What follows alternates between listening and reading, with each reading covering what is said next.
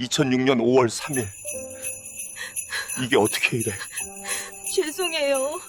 제가 다 잘못했어요. 아니, 이 목걸이는 너희가 어디서 난 거니?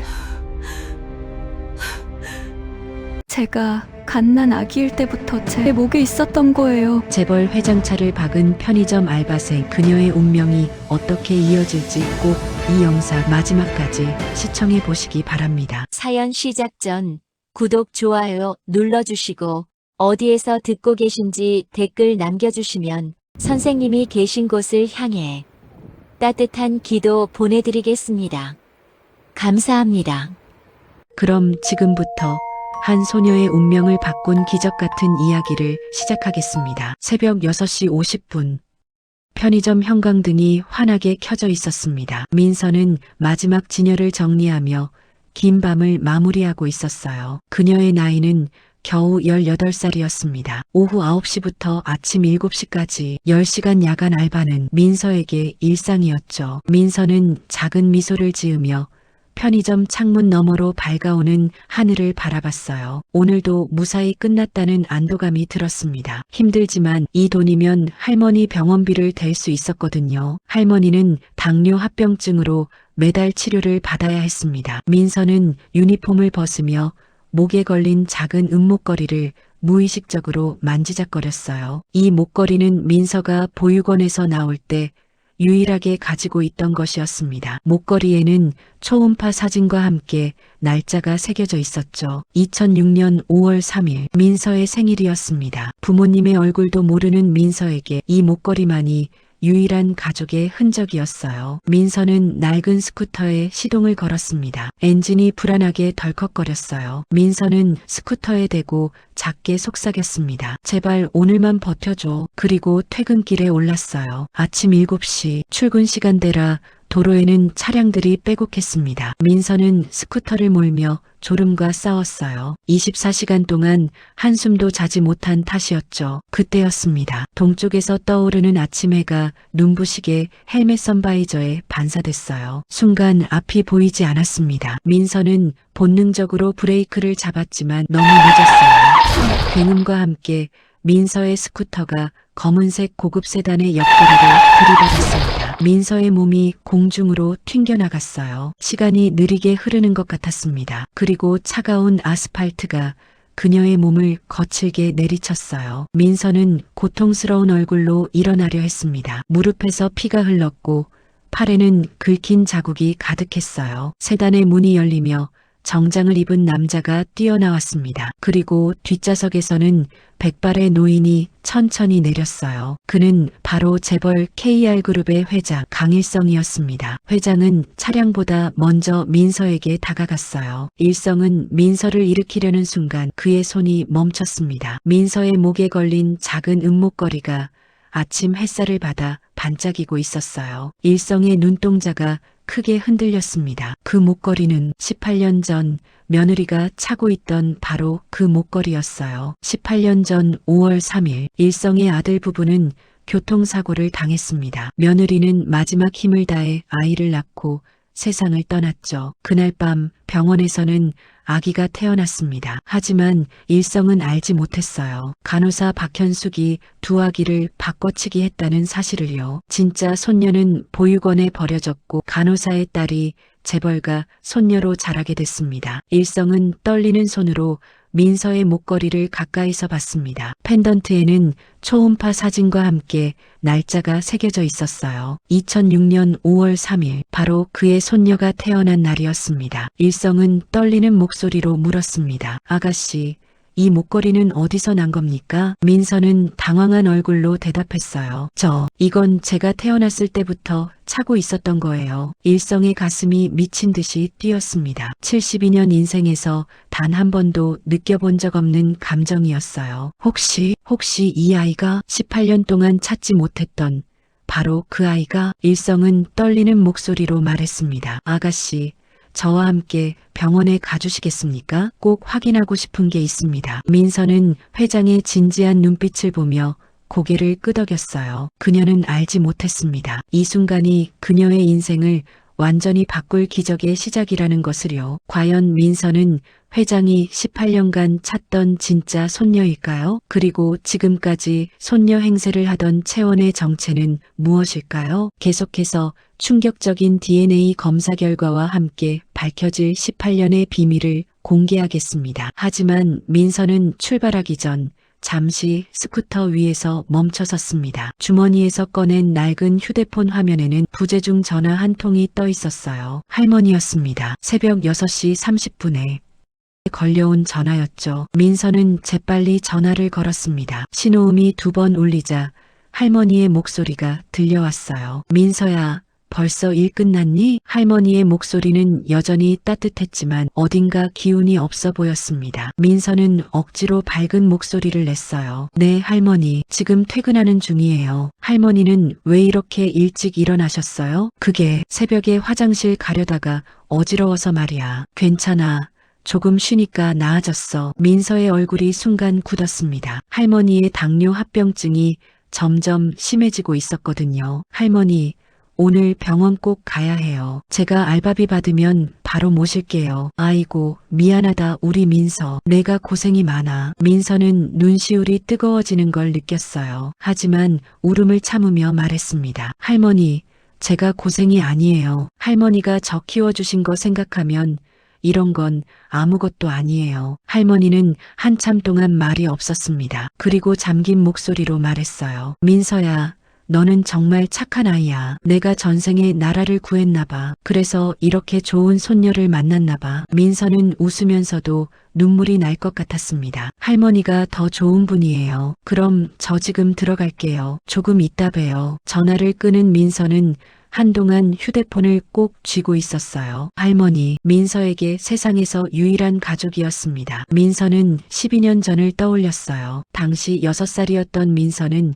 보육원에서 가장 조용한 아이였습니다. 다른 아이들은 입양 가정을 만날 때마다 밝게 웃으며 인사했지만 민서는 늘 구석에 숨어 있었어요. 목에 걸린 낡은 목걸이만 꼭 쥐고 있던 아이였죠. 그러던 어느 날 보육원에 청소 일을 하러 오시던 한 할머니가 민서를 발견했습니다. 아이고, 이 조그만 게 혼자 뭐하니? 할머니는 민서 옆에 앉아 따뜻한 미소를 지으며 말을 걸었어요. 목걸이 참 예쁘네. 누가 선물해줬어? 민서는 처음으로 할머니를 똑바로 쳐다봤습니다. 그리고 작은 목소리로 대답했어요. 몰라요. 태어났을 때부터 있었대요. 할머니는 민서의 목걸이를 자세히 보더니 놀란 표정을 지었습니다. 이거 초음파 사진이네. 그리고 날짜까지 새겨져 있고. 할머니는 민서의 손을 꼭 잡았어요. 얘야, 이건 분명 내 부모님이 내게 남긴 거란다. 너를 사랑했다는 증거지. 그날 이후 할머니는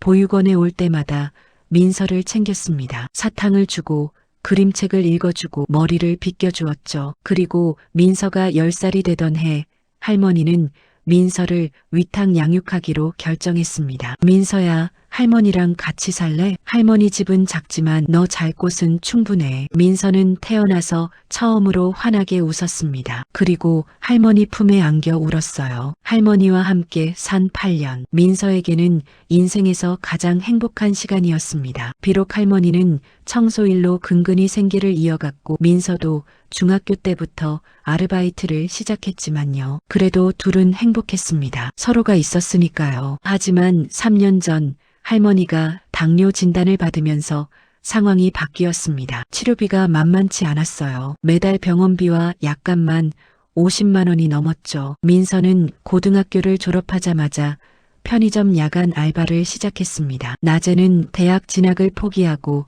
단기 아르바이트를 전전했어요. 할머니는 항상 미안해했지만 민서는 한 번도 후회하지 않았습니다. 할머니가 저를 키워주신 거에 비하면 이건 아무것도 아니에요. 민서는 그렇게 말하며 늘 웃었어요. 민서는 스쿠터 백미러를 보며 목걸이를 다시 한번 만졌습니다. 이 목걸이는 민서에게 여러 의미가 있었어요. 첫째는 부모님의 흔적이었습니다. 비록 얼굴은 모르지만 이 목걸이만은 분명 부모님이 남긴 거라고 믿었어요. 둘째는 용기였습니다. 힘들 때마다 목걸이를 만지면 왠지 힘이 났거든요. 셋째는 정체성이었습니다. 2006년 5월 3일 이 날짜가 자신이 이 세상에 태어난 날이라는 유일한 증거였으니까요. 민서는 목걸이를 옷 안쪽으로 집어넣으며 다짐했습니다. 언젠가는 꼭 부모님을 찾을 거야. 그리고 왜 나를 버렸는지 물어볼 거야. 하지만 동시에 알고 있었어요. 아마 평생 못 찾을 거라는 것도요. 민서는 헬멧을 다시 쓰고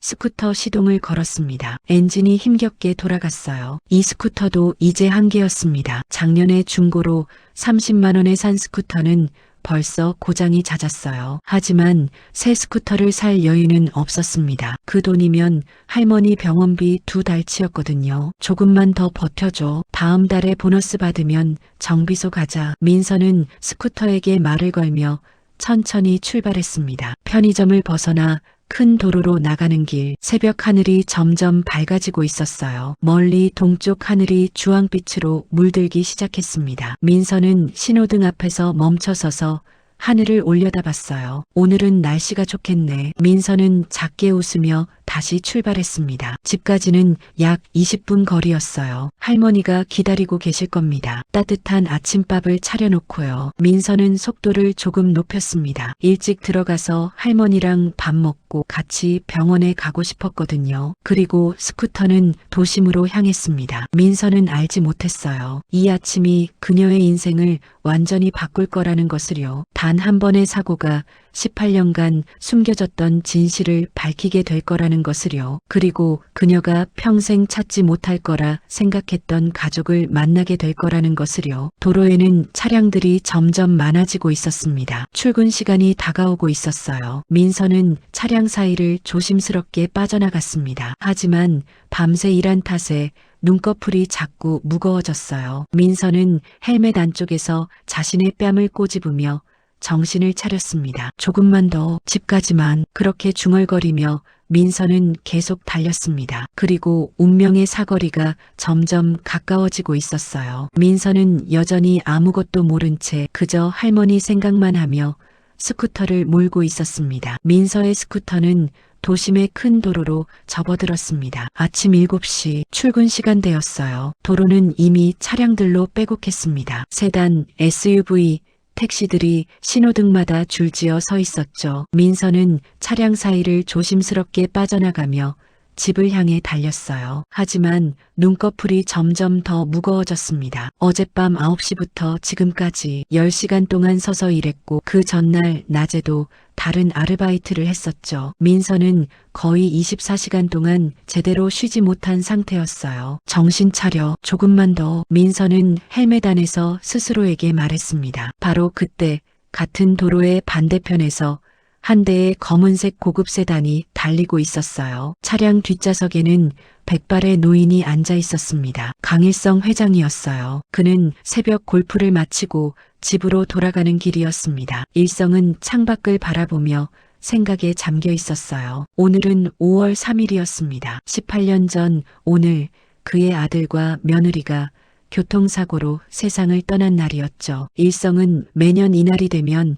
마음이 무거워졌습니다. 회장님, 곧 집에 도착합니다. 운전석의 비서가 조심스럽게 말했어요. 일성은 대답 없이 고개만 끄덕였습니다. 그리고 안주머니에서 낡은 사진 한 장을 꺼냈어요. 사진 속에는 행복하게 웃고 있는 젊은 부부가 있었습니다. 아들 진우와 며느리 수아였죠. 일성은 사진을 쓰다듬으며 작게 중얼거렸어요. 진우야, 벌써 18년이나 지났구나. 비서는 백미러로 회장의 슬픈 표정을 보며 말을 아꼈습니다. 세단은 큰 사거리를 향해 천천히 다가가고 있었어요. 신호는 녹색이었습니다. 비서는 속도를 유지하며 교차로에 진입했죠. 바로 그때였습니다. 반대편에서 달려오던 민서의 스쿠터가 같은 사거리로 접근하고 있었어요. 민서는 신호등을 확인했습니다. 황색 신호였어요. 보통이라면 멈췄을 겁니다. 하지만 지금 민서의 정신은 흐릿했죠. 집까지 조금만. 민서는 무의식 중에 속도를 유지한 채 교차로로 들어갔습니다. 그리고 바로 그 순간이었어요. 동쪽 하늘에서 떠오른 아침 해가 민서의 헬멧 선바이저에 정면으로 부딪혔습니다. 강렬한 햇살이 플라스틱 표면에서 반사되며 민서의 눈을 완전히 가렸어요. 민서는 순간적으로 앞이 보이지 않았습니다. 눈을 감았다 뜨는 그 찰나의 순간 시야가 완전히 하얗게 변했어요. 그리고 눈을 다시 떴을 때 민서의 눈앞에는 거대한 검은색 세단이 있었습니다. 안 돼. 민서는 본능적으로 브레이크를 움켜쥐었습니다. 스쿠터의 낡은 브레이크가 끼익 소리를 내며 작동했어요. 하지만 너무 늦었습니다. 쾅! 굉음이 울려 퍼졌습니다. 민서의 스쿠터 앞부분이 세단의 오른쪽 측면을 정면으로 들이받았어요. 세단의 문짝이 움푹 들어가며 금속이 찌그러지는 소리가 났습니다. 그리고 민서의 몸이 스쿠터에서 떨어져 나가기 시작했어요. 시간이 느리게 흐르는 것 같았습니다. 민서는 공중에 떠 있는 자신을 느꼈어요. 아침 햇살,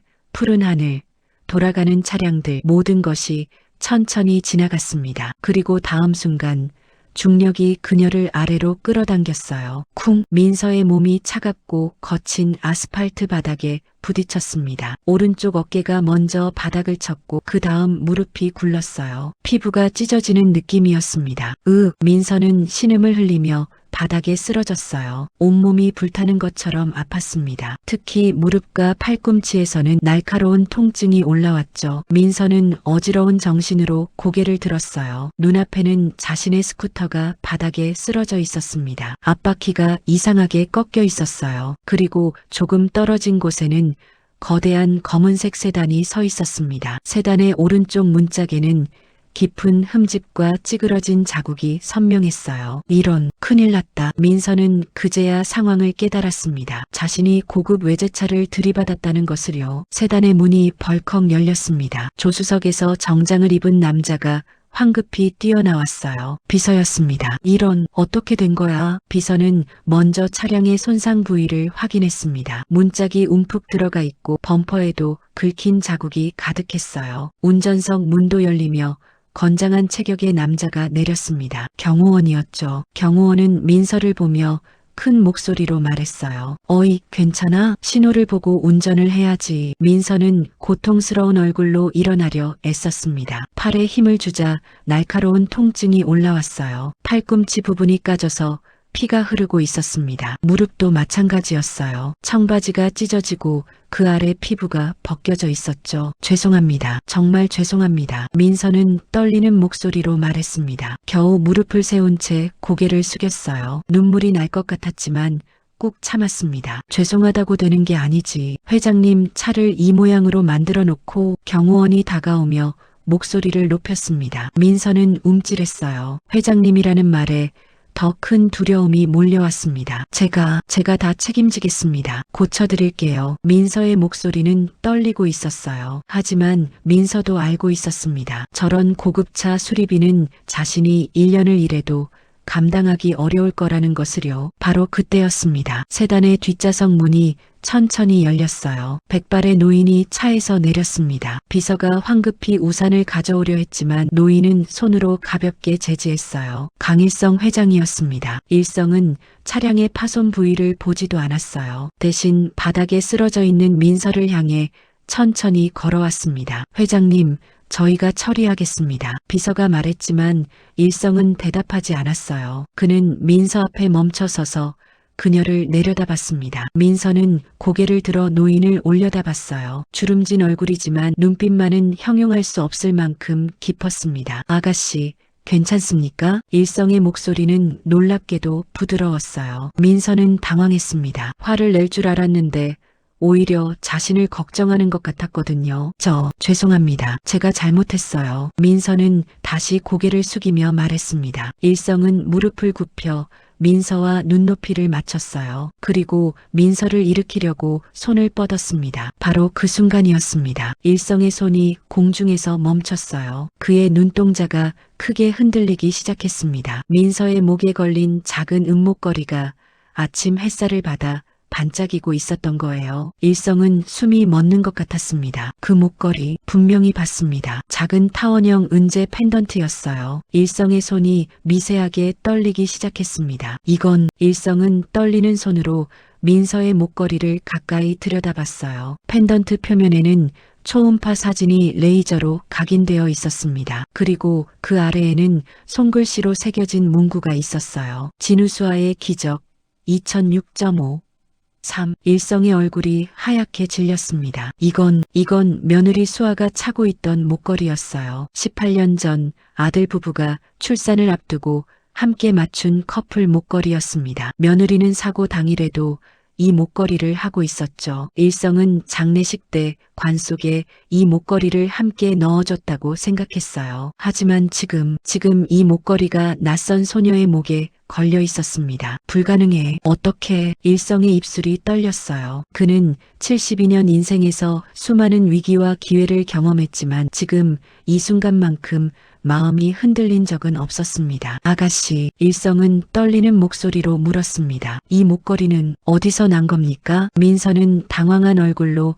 자신의 목걸이를 내려다봤어요. 이건 제가 태어났을 때부터 차고 있었던 거예요. 태어났을 때부터? 일성의 눈동자가 더욱 크게 흔들렸습니다. 네, 보육원 선생님이 그러셨어요. 제가 보육원에 왔을 때 이미 목에 걸려 있었다고요. 일성은 민서의 얼굴을 자세히 봤습니다. 검은 머리, 큰 눈, 오똑한 코, 어딘가 익숙한 느낌이었어요. 생일이 언제입니까? 2006년 5월 3일이요. 순간 일성의 다리에 힘이 빠지는 것 같았습니다. 5월 3일, 오늘이었습니다. 그리고 그의 손녀 채원의 생일이기도 했어요. 아니, 정확히는 18년 전 오늘 며느리가 낳은 아기의 생일이었죠. 일성의 머릿속이 복잡해졌습니다. 같은 날 태어났다는 것, 며느리의 목걸이를 하고 있다는 것, 보육원에서 자랐다는 것, 이 모든 것이 우연일 수는 없었어요. 회장님, 괜찮으십니까? 비서가 걱정스럽게 물었습니다. 일성은 대답하지 않았어요. 그는 민서를 부축해 일으켜 세웠습니다. 아가씨,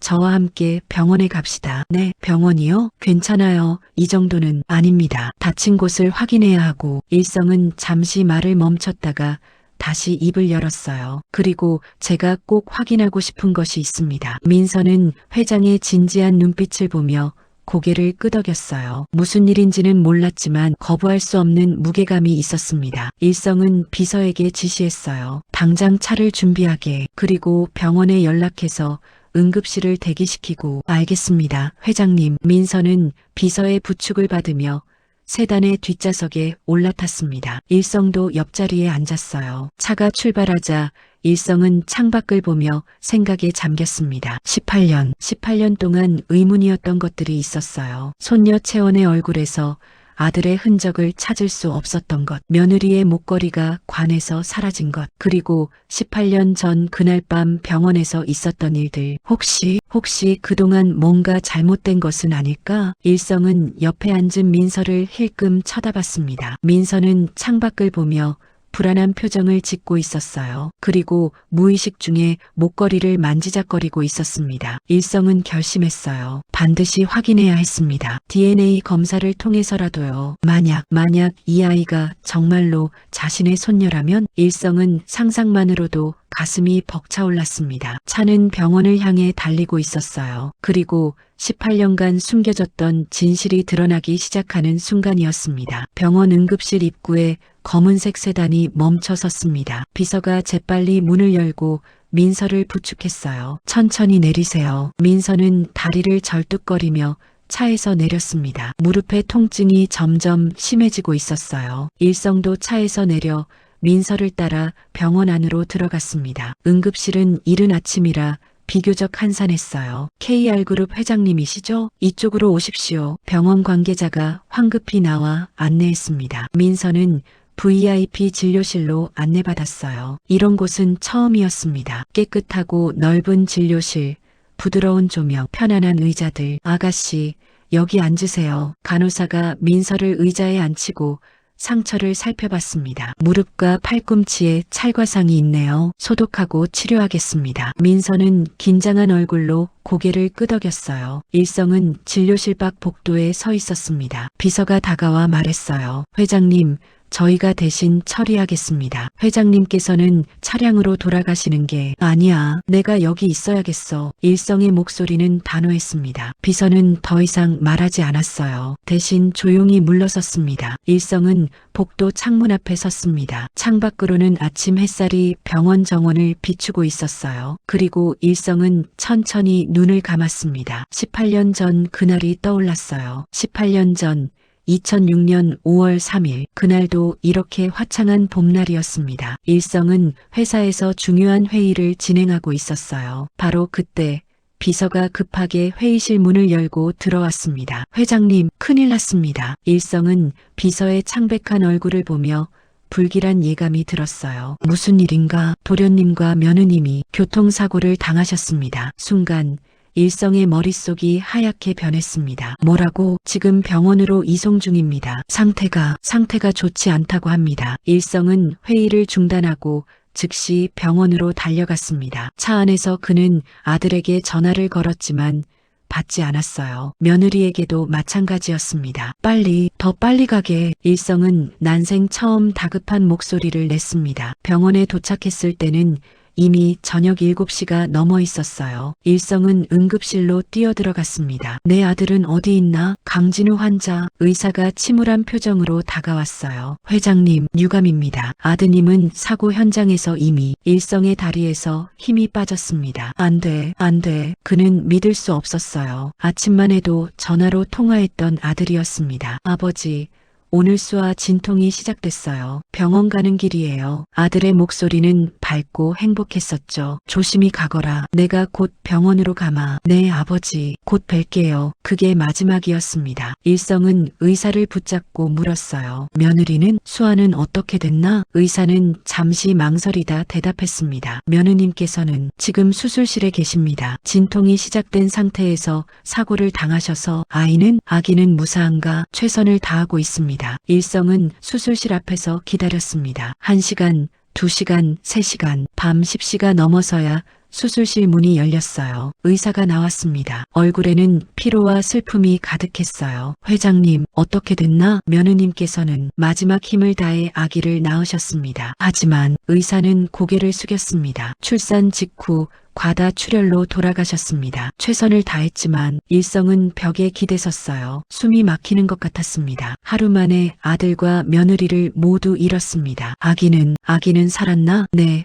건강한 여자아이입니다. 그나마 다행이었어요. 손녀가 살아있었습니다. 일성은 신생아실로 갔습니다. 유리창 너머로 작은 아기가 보였어요. 강채원 아기입니다. 간호사가 아기를 가까이 데려왔습니다. 일성은 손녀를 보며 눈물을 흘렸어요. 수아야, 진우야, 미안하다. 내가 너희 아이를 잘 키울게. 간호사가 조심스럽게 말했습니다. 회장님, 산모께서 지니고 계셨던 유품입니다. 간호사는 작은 비닐봉지를 건넸어요. 안에는 결혼 반지와 목걸이가 들어있었습니다. 일성은 목걸이를 꺼내봤어요. 은재 펜던트에는 초음파 사진이 새겨져 있었습니다. 진우수아의 기적 2006.5 3. 일성은 목걸이를 꽉 쥐었습니다. 이건 수아가 평소에 늘 차고 다니던 거였어. 일성은 며느리가 이 목걸이를 얼마나 소중히 여겼는지 알고 있었어요. 아들과 함께 맞춘 커플 목걸이였죠. 2개를 만들었다고 했습니다. 하나는 며느리가, 하나는 아들이 차고 다녔어요. 일성은 묻지 못한 것이 후회됐습니다. 아들의 목걸이는 어디 있는지요. 하지만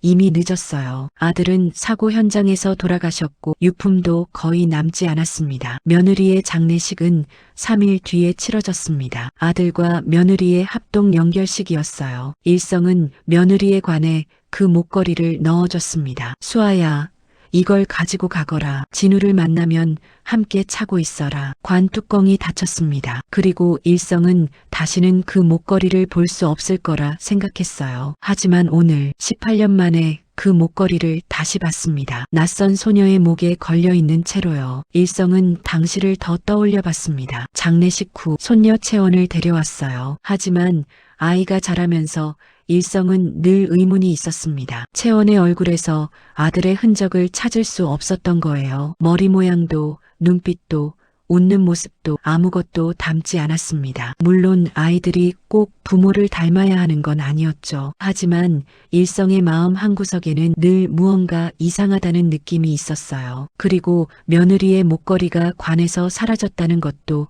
이상했습니다. 당시 병원 관계자는 이렇게 말했어요. 장례 준비 과정에서 분실된 것 같습니다. 죄송합니다. 일성은 그때 너무 슬퍼서 더 이상 추궁하지 않았어요. 하지만 지금 생각해보면 뭔가 잘못된 게 아닐까? 일성은 눈을 떴습니다. 다시 현재로 돌아왔어요. 복도 창밖으로는 여전히 아침 햇살이 비치고 있었습니다. 일성은 결심했습니다. 반드시 확인해야 했어요. 만약 그날 밤 병원에서 무슨 일이 있었다면, 만약 누군가 아기를 바꿔치기 했다면, 만약 그 소녀가 정말 자신의 손녀라면, 일성은 비서를 불렀습니다. 18년 전 며느리가 출산했던 병원 기록을 모두 찾아보게. 네, 그게 무슨, 당장 조사하게. 그날 밤 당직이었던 의료진 명단, 간호사 명단, 모든 것을 찾아내. 비서는 회장의 단호한 표정을 보며 고개를 숙였습니다. 알겠습니다, 회장님. 바로 그때 진료실 문이 열렸어요. 의사가 나와 말했습니다. 환자분 치료 끝났습니다. 다행히 큰 부상은 없고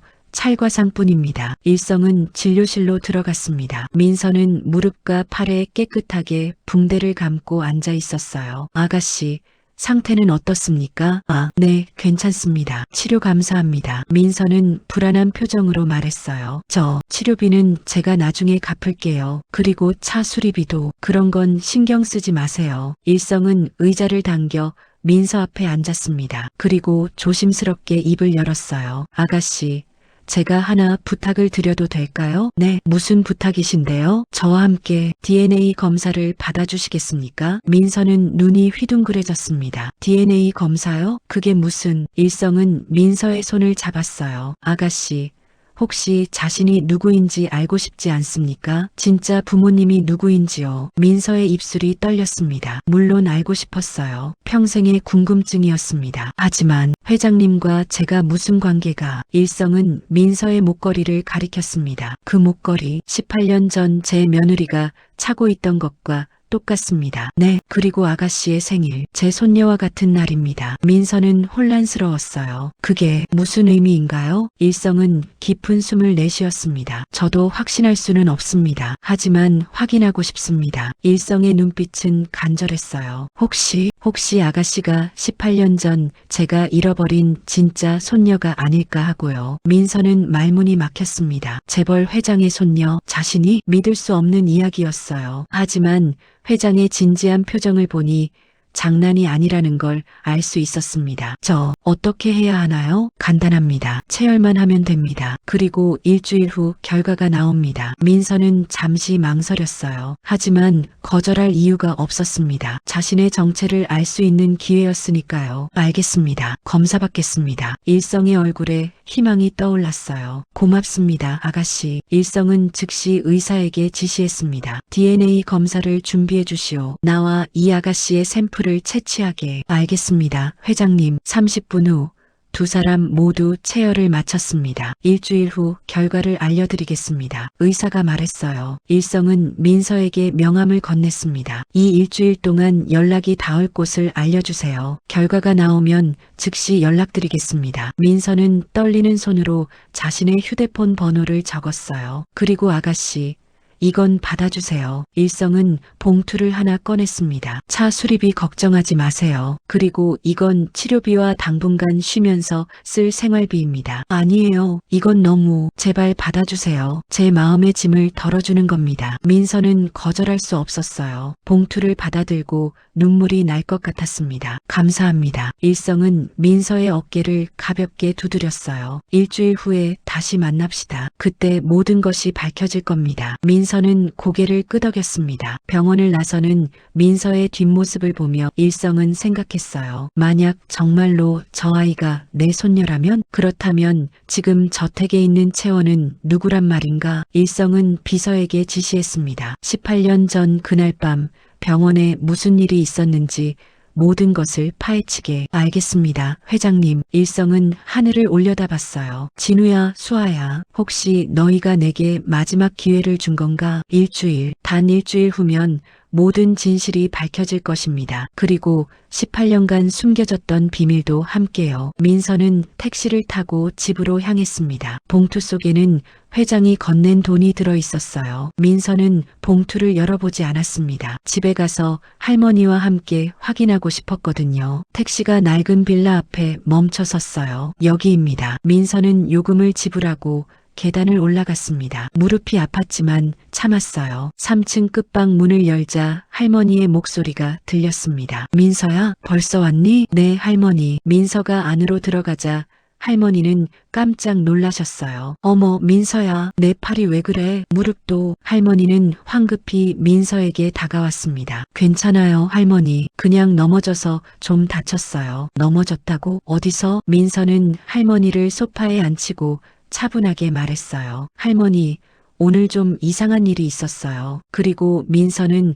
오늘 있었던 일을 모두 이야기했습니다. 사고 이야기, 회장과의 만남, 목걸이 이야기, DNA 검사까지요. 할머니는 놀란 얼굴로 민서의 이야기를 들었어요. 그러니까 그 회장님이 너를 손녀라고? 아직 확실한 건 아니에요. 일주일 후에 결과가 나온대요. 할머니는 민서의 목걸이를 바라봤습니다. 그 목걸이가 그렇게 중요한 거였구나. 할머니, 혹시 제가 보육원에 왔을 때 다른 물건은 없었어요? 할머니는 고개를 저었어요. 없었어. 목걸이 하나뿐이었지. 그래서 선생님들도 신기해했어. 민서는 목걸이를 만지작거렸습니다. 만약 제가 정말 그 회장님 손녀라면 그럼 좋은 일 아니겠니? 내 진짜 가족을 찾는 거잖아. 하지만 할머니의 목소리는 떨리고 있었어요. 민서는 할머니의 손을 꼭 잡았습니다. 할머니, 무슨 일이 있어도 할머니가 제 진짜 가족이에요. 그건 절대 변하지 않아요. 할머니의 눈에 눈물이 맺혔어요. 고맙다, 우리 민서. 민서는 봉투를 꺼냈습니다. 그리고 할머니, 회장님이 이것도 주셨어요. 봉투를 열자 돈이 가득 들어 있었어요. 어머나, 할머니는 돈을 세어봤습니다. 500만 원이었어요. 이렇게 많이. 우리 이거 받아도 되는 거니? 회장님이 치료비랑 생활비라고 하셨어요. 할머니는 눈물을 닦았습니다. 이제 병원비 걱정 안 해도 되겠구나. 민서야, 우리 오늘 병원 가자. 네, 할머니. 두 사람은 서로를 껴안았어요. 한편 강일성 회장은 자택 서재에 앉아 있었습니다. 책상 위에는 18년 전 자료들이 펼쳐져 있었어요. 며느리의 진료 기록, 출산 기록, 신생아 명단. 비서가 조심스럽게 문을 두드렸습니다. 회장님, 18년 전 병원 기록을 가져왔습니다. 들어오게. 비서는 두꺼운 파일을 회장 앞에 놓았어요. 2006년 5월 3일 며느님께서 출산하신 날 당직이었던 의료진 명단입니다. 일성은 명단을 살펴봤습니다. 의사 3명, 간호사 5명, 산파 1명. 이들을 모두 찾아보게. 지금 어디서 뭘 하는지. 알겠습니다, 회장님. 비서가 나간 후 일성은 혼자 중얼거렸어요. 반드시 진실을 밝혀내야 해. 그는 서랍에서 며느리의 사진을 꺼냈습니다. 수아야, 내가 낳은 아이가 정말 살아있는 건가? 그렇다면 지금의 채원이는? 일성은 더 이상 생각하고 싶지 않았어요. 하지만 진실을 외면할 수도 없었습니다. 다음 날 비서는 조사 결과를 가져왔습니다. 회장님, 18년 전 당직 간호사 중 1명이 수상합니다. 누군가? 박현숙이라는 간호사입니다. 당시 35살이었고 출산실 담당이었습니다. 일성은 자료를 받아봤어요. 이 사람이 왜 수상한가? 사고 다음 날 갑자기 병원을 그만뒀습니다. 그리고 같은 날 딸 하나를 입적했습니다. 일성의 눈빛이 날카로워졌습니다. 딸을? 네, 박채원이라는 이름으로 출생신고를 했습니다. 생년월일이. 비서는 잠시 말을 멈췄다가 조심스럽게 말했어요. 2006년 5월 3일입니다. 일성은 자리에서 벌떡 일어났습니다. 뭐라고? 그리고 더 이상한 건 그 여자는 임신한 적이 없었습니다. 병원 동료들 증언으로는 배가 나온 적이 없었다고 합니다. 일성의 가슴이 두근거렸어요. 지금 그 여자는 어디 있나? 그게 3년 전 해외로 도피했습니다. 병원 공금 횡령 혐의로 수배 중입니다. 해외? 어디로? 동남아시아 쪽으로 추정되지만 정확한 위치는 파악이 안 됩니다. 일성은 주먹을 꽉 쥐었어요. 찾아내게. 반드시 찾아내. 알겠습니다, 회장님. 일성은 창밖을 바라봤습니다. 만약 그 간호사가 아기를 바꿔치기 했다면? 만약 지금 자신의 집에 있는 채원이가 그 간호사의 딸이라면, 그렇다면 진짜 손녀는 18년 동안 어디서 뭘 하며 살았을까? 일성은 민서의 얼굴을 떠올렸어요. 편의점 알바를 하며 할머니 병원비를 벌며 힘겹게 살아온 그 아이. 미안하다. 정말 미안하다. 일성은 눈가가 뜨거워지는 것을 느꼈습니다. 일주일이 지나갔습니다. 민서는 그 일주일 동안 평소처럼 알바를 했어요. 하지만 마음 한구석은 늘 불안했습니다. 과연 결과가 어떻게 나올까? 민서는 기대와 두려움 사이에서 흔들렸어요. 만약 정말 회장의 손녀라면 자신의 인생이 완전히 바뀔 텐데, 하지만 만약 아니라면 그냥 우연의 일치였을 뿐이고, 민서는 어느 쪽이 더 좋을지 알 수 없었습니다. 일성도 마찬가지였어요. 그는 일주일 동안 제대로 잠을 자지 못했습니다. 회의 중에도 자꾸 딴 생각을 했고 식사도 제대로 하지 못했어요. 비서가 걱정스럽게 물었습니다. 회장님, 건강 챙기셔야 합니다. 괜찮네. 곧 모든 게 밝혀질 테니. 그리고 마침내 일주일이 지난 날, 일성의 휴대폰이 울렸습니다. 병원에서 온 전화였어요. 회장님, DNA 검사 결과가 나왔습니다. 일성의 손이 떨렸습니다. 결과가 어떻게 됐나? 전화 너머로 의사의 목소리가 들려왔어요. 회장님과 이민서 양의 DNA 일치율은 99.9%입니다. 일성의 다리에 힘이 빠졌어요. 99.9%라고? 네, 의학적으로 확실한 조성관계입니다. 이민서 양은 회장님의 친손녀가 맞습니다. 일성은 전화기를 꽉 쥐었습니다. 눈에서 눈물이 흘러내렸어요. 감사합니다. 정말 감사합니다. 전화를 끄는 일성은 한동안 움직이지 못했습니다. 18년 동안 잃어버렸던 손녀를 찾았습니다. 그리고 동시에 깨달았어요. 지금까지 손녀라고 믿었던 채원이는 가짜였다는 것을요. 일성은 비서를 불렀습니다. 즉시 이민서 양에게 연락하게. 그리고 일성은 잠시 망설였다가 단호하게 말했어요. 변호사를 준비시키게. 박현숙을 고소할 것이네. 신생아 유괴, 신분 사칭, 사문서 위조, 모든 죄목으로. 알겠습니다, 회장님. 그리고 채원이를 저택으로 부르게. 비서는 회장의 결연한 표정을 보며 고개를 숙였습니다. 한편 민서도 같은 시간에 병원으로부터 전화를 받았습니다. 이민서 양 DNA 검사 결과를 알려드립니다. 민서는 숨을 멈췄어요. 강일성 회장님과 99.9% 일치합니다. 조성관계가 확실합니다. 민서의 휴대폰이 손에서 떨어질 뻔했어요. 정말인가요? 네, 의학적으로 확실합니다. 전화를 끄는 민서는 주저앉았습니다. 할머니가 황급히 다가왔어요. 민서야, 무슨 일이니? 할머니, 저 진짜로 회장님 손녀래요. 할머니도 놀란 표정을 지었습니다. 정말? 네, DNA가 99.9% 일치한대요. 민서는 믿을 수 없었어요. 자신이 평생 찾던 가족이 이렇게 갑자기 나타날 줄은요. 그럼 민서야, 넌 이제. 할머니의 말이 끝나기도 전에 민서의 휴대폰이 다시 울렸습니다. 강일성 회장이었어요. 여보세요? 민서양 나요. 결과 들었습니까? 네, 들었어요. 일성의 목소리가 떨리고 있었어요. 민서야, 내가 내 손녀가 맞구나. 18년 만에 찾았어. 민서의 눈에서 눈물이 흘러내렸습니다. 할아버지, 그 한마디에 일성도 목이 메었어요. 고생 많았다, 민서야. 정말 미안하다. 할아버지가 18년 동안 너를 찾지 못해서. 아니에요. 저도 몰랐어요. 민서야, 오늘 저녁 우리 집에 올 수 있겠니? 할아버지가 해줄 이야기가 많아. 네, 가겠습니다. 그리고 민서야, 네, 이제부터는 할아버지가 너를 지켜줄게. 더 이상 고생하지 않아도 돼. 민서는 울음을 터뜨렸어요. 평생 듣고 싶었던 말이었습니다. 전화를 끄는 민서는 할머니를 껴안았습니다. 할머니, 저 가족을 찾았어요. 그래, 잘됐다. 정말 잘됐어. 할머니도 함께 울었어요. 기쁨의 눈물이었지만 동시에 섭섭한 마음도 있었습니다. 이제 민서가 자신을 떠날까 봐요. 하지만 민서는 할머니의 손을 꽉 잡았어요. 할머니, 걱정 마세요. 저 어디 안 가요. 할머니가 제 진짜 가족인 건 변함없어요. 고맙다, 민서야. 그날 저녁 민서는 할머니와 함께 강일성의 저택을 향했습니다. 거대한 대문이 열리고 넓은 정원이 보였어요. 민서는 이런 곳이 자신의 집이었다는 게 믿어지지 않았습니다. 집사가 나와 안내했어요. 어서 오십시오. 회장님께서 기다리고 계십니다. 민서와 할머니는 큰 거실로 안내받았습니다. 일성이 소파에서 일어나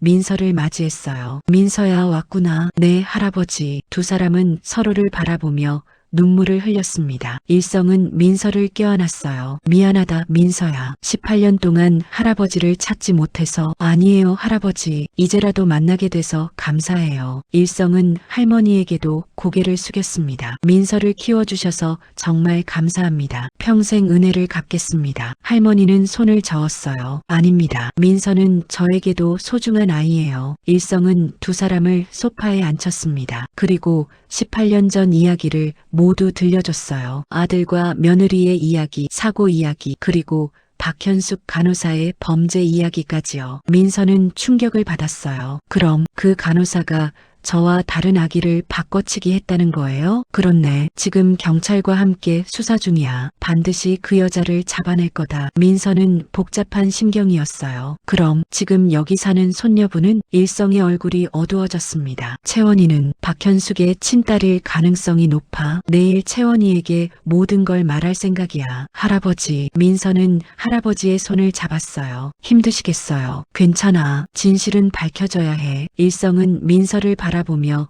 미소 지었습니다. 민서야, 이제부터 여기가 내 집이야. 언제든 오고 싶을 때 오렴. 감사합니다, 할아버지. 그리고 할머니도 함께 모시고 싶어요. 더 좋은 환경에서 치료받으실 수 있게. 할머니가 놀라며 손을 저었어요. 아니에요, 회장님. 저는 괜찮습니다. 하지만 일성은 단호했어요. 민서의 할머니는 저의 은인이십니다. 꼭 모셔야겠어요. 그날 밤 민서는 꿈을 꾸는 것 같았습니다. 18년 동안 찾던 가족을 만났고 자신이 누구인지 알게 됐어요. 하지만 동시에 알고 있었습니다. 이제부터가 진짜 시작이라는 것을요. 가짜 손녀와의 대면, 진실의 폭로, 그리고 새로운 삶, 모든 것이 기다리고 있었습니다. 다음 날 아침 강일성은 서재에서 조용히 앉아 있었습니다. 책상 위에는 DNA 검사 결과지와 박현숙에 대한 조사 자료가 놓여 있었어요. 비서가 문을 두드렸습니다. 회장님, 채원 양이 도착했습니다. 일성은 깊은 숨을 내쉬었어요. 들어오라고 하게. 잠시 후 화려한 옷을 입은 젊은 여성이 들어왔습니다. 강채원이었어요. 그녀는 명품 가방을 들고 자신감 넘치는 표정으로 걸어왔습니다. 할아버지, 급하게 부르셔서 쇼핑 취소했어요. 무슨 일이세요? 채원의 목소리에는 약간의 짜증이 섞여 있었어요. 일성은 채원을 바라봤습니다. 18년 동안 손녀라고 믿었던 아이. 하지만 이제는 모든 것이 거짓이었다는 걸 알았죠. 앉아라, 채원아. 네. 채원은 할아버지의 무거운 표정을 보며 불안감을 느꼈어요. 무슨 일인데요? 할아버지 표정이. 앉으라고 했다. 일성의 목소리가 차갑고 단호했습니다. 채원은 본능적으로 그 무게를 느끼고 조심스럽게 의자에 앉았어요. 일성은 책상 서랍에서 서류들을 꺼내 채원 앞에 하나씩 놓기 시작했습니다. 첫 번째 서류는 DNA 검사 결과지였어요. 이게 뭔데요? 채원은 서류를 집어들었습니다. 하지만 의학 용어들이 가득해서 무슨 내용인지 이해할 수 없었어요. DNA 검사 결과다. 나와 이민서라는 아이의. 이민서요? 그게 누군데요? 일성은 두 번째 서류를 내밀었습니다. 박현숙의 사진과 신상 정보였어요. 채원은 사진을 보는 순간 얼굴이 굳었습니다. 이 사람은 박현숙. 18년 전 내 며느리가 출산할 때 담당 간호사였지. 채원의 손이 미세하게 떨리기 시작했어요. 그래서요? 이게 저랑 무슨 상관인데요? 일성은 세 번째 서류를 내밀었습니다. 박현숙의 호적 등본이었어요. 거기에는 딸의 이름이 적혀 있었습니다. 박채원, 2006년 5월 4일 출생신고. 채원의 얼굴이 창백해졌습니다. 이건 동명이인일 거예요. 세상에 채원이라는 이름 많잖아요. 출생신고 날짜를 봐라. 5월 4일, 내 며느리가 출산한 다음 날이다. 일성은 네 번째 서류를 내밀었어요. 병원 동료들의 증언서였습니다. 박현숙은 임신한 적이 없었어. 배가 나온 적도 없었고 산정검사를 받은 기록도 없지. 채원은 말문이 막혔어요. 그런데 어떻게 갑자기 아이가 생겼을까? 하루아침에 일성의 목소리가 점점 차갑게 식어갔습니다. 할아버지, 무슨 말씀을 하시려는 거예요? 채원의 목소리가 떨렸어요. 일성은 마지막 서류를 꺼냈습니다. DNA 검사 결과지였어요. 이번에는 일성과 채원의 것이었습니다. 어젯밤 내가 자는 동안 체열했다. 내 베갯니 돼서 머리카락도 채취했고 뭐라고요? 채원은 믿을 수 없다는 표정을 지었어요. 결과는 0%. 우리는 혈연관계가 아니야. 순간 채원의 세계가 무너지는 것 같았습니다. 거짓말이에요. 그럴 리 없어요. 채원은 벌떡 일어나며 소리쳤어요. 저는 할아버지 손녀예요. 18년 동안 그렇게 살아왔다고요. 일성은 자리에서 일어나지 않았어요. 그저 채원을 차갑게 바라봤습니다. 18년 전 5월 3일 밤 박현숙은 두 아기를 바꿔치기 했다. 아니에요. 내 진짜 손녀는 보육원에 버려졌고 박현숙의 딸이 내 손녀 행세를 하며 자랐지. 채원은 고개를 세차게 저었어요. 거짓말, 다 거짓말이에요. 채원아, 일성의 목소리가 무거웠습니다. 아니, 박채원, 넌 내 손녀가 아니야. 박현숙의 딸이지. 채원은 뒤로 비틀거렸어요. 다리에 힘이 풀려 의자에 주저앉았습니다. 안 돼요. 채원의 눈에서 눈물이 흘러내렸어요. 하지만 일성은 멈추지 않았습니다. 진실은 끝까지 밝혀져야 했으니까요. 박현숙은 18년 전 사고 다음 날 병원을 그만뒀어. 그리고 같은 날 너를 출생신고했지. 일성은 조사 자료를 펼쳤어요. 그 여자는 3년 전까지 여러 병원을 옮겨다니며 일했어. 그러다 공금 횡령 사실이 발각됐고 그만해요. 해외로 도피했지. 지금은 동남아시아 어딘가에 숨어 있어. 경찰이 추적 중이고. 채원은 두 손으로 얼굴을 가렸어요. 제발 그만하세요. 일성은 책상 앞에 섰습니다. 나도 이 진실이 고통스럽다. 18년 동안 너를 손녀로 키웠으니까. 일성의 목소리에도 감정이 실렸어요. 하지만 진실은 진실이야. 너는 내 혈육이 아니고 진짜 손녀는 따로 있어. 채원은 고개를 들었어요. 눈물로 범벅이 된 얼굴이었습니다. 그럼 저는 뭐예요? 18년이 다 거짓이란 말이에요? 넌 박현숙이라는 여자의 탐욕에 이용당한 피해자야. 일성은 잠시 말을 멈췄다가 다시 입을 열었어요. 하지만 사실은 사실이다. 넌 내 손녀가 아니야. 채원은 주먹을 꽉 쥐었어요. 그럼 그 진짜 손녀는 누군데요? 어디 있어요? 이민서라는 아이야. 18년 동안 보육원에서 자랐고 지금은 편의점 알바를 하며 할머니를 돌보고 있지. 채원의 얼굴이 일그러졌어요. 편의점 알바요? 채원은 비웃음을 터뜨렸습니다. 그런 애가 할아버지 손녀라고요? 말도 안 돼요. DNA는 거짓말을 하지 않아. 일성은 단호하게 말했어요. 이민서의 DNA는 나와 99.9% 일치해. 의학적으로 확실한 조성관계지. 채원은 숨이 막히는 것 같았어요. 자신이 평생 누려온 모든 것이 무너지고 있었습니다. 저는 어떡하라고요? 채원의 목소리가 떨렸어요. 일성은 서랍에서 또 다른 서류를 꺼냈습니다. 이건 해외 유학 지원금이야. 5억 원을 너 명의 계좌에 넣어뒀어. 유학 지원금이요? 그래. 18년 동안 손녀로 키운 정은 있어. 그러니 이걸 가지고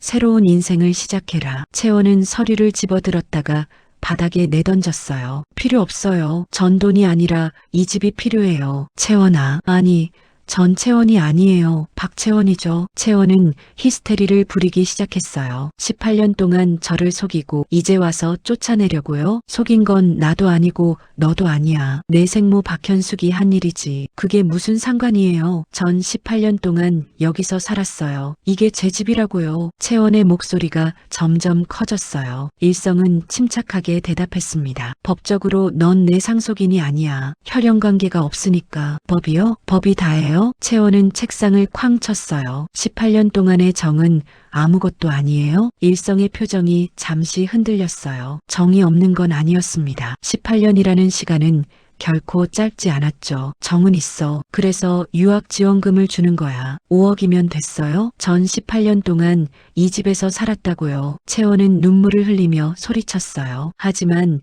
그 눈물 뒤에는 분노와 두려움이 가득했습니다. 바로 그때 서재문이 노크되었어요. 회장님, 이민서 양이 도착했습니다. 비서의 목소리였습니다. 채원은 문을 돌아봤어요. 그애요? 그 편의점 알바 애가 여기 왔어요? 일성은 고개를 끄덕였어요. 그래, 들어오게 하게. 싫어요. 만나기 싫어요. 채원이 소리쳤지만 이미 문이 열리고 있었습니다. 민서가 조심스럽게 들어왔어요. 그녀는 편의점 유니폼 대신 단정한 옷을 입고 있었습니다. 민서는 채원을 보자마자 멈칫했어요. 두 사람의 눈이 마주쳤습니다. 채원은 민서를 위아래로 훑어봤어요. 화려한 브랜드 옷도 없고 명품 가방도 없는 평범한 차림이었습니다. 이게 그 애예요? 채원의 목소리에는 경멸이 담겨 있었어요. 민서는 고개를 숙였습니다. 저 처음 뵙겠습니다. 이민서입니다. 처음 뵙겠습니다. 채원은 비웃었어요. 제 인생을 빼앗으러 온 주제에 처음 뵙겠습니다라고. 전 그런 의도가. 닥쳐요. 채원이 소리 질렀어요. 일성이 개입했습니다. 채원아, 민서를 탓할 수는 없어. 민서도 피해자야. 피해자요? 저도 피해자예요. 채원은 민서에게 다가갔어요. 당신 때문에 제가 이 집에서 쫓겨나는 거예요. 죄송해요. 민서는 눈물을 참으며 말했어요. 전 정말 몰랐어요. 이런 일이 있을 줄 몰랐다고? 그럼 됐어요? 채원은 민서의 어깨를 잡으며 흔들었어요. 18년 동안 당신은 편의점에서 일했을지 몰라도 전 여기서 공주처럼 살았어요. 이제 와서 다 빼앗아 갈 거예요? 일성이 채원의 손을 잡아 떼어냈습니다. 그만해, 채원아. 싫어요. 이건 불공평해요. 채원은 바닥에 주저앉으며 울었어요. 저는 아무 잘못도 없는데 왜 이렇게 되는 거예요? 일성도 가슴이 아팠어요. 채원도 박현숙의 범죄에 희생당한 아이였으니까요. 채원아, 넌 잘못이 없어. 내 생모가 잘못한 거지. 그럼 왜 저를 벌 주는 거예요? 채원은 울먹이며 물었어요. 벌 주는 게 아니야. 단지 각자의 자리로 돌아가는 것뿐이지. 각자의 자리요? 채원은 고개를 들어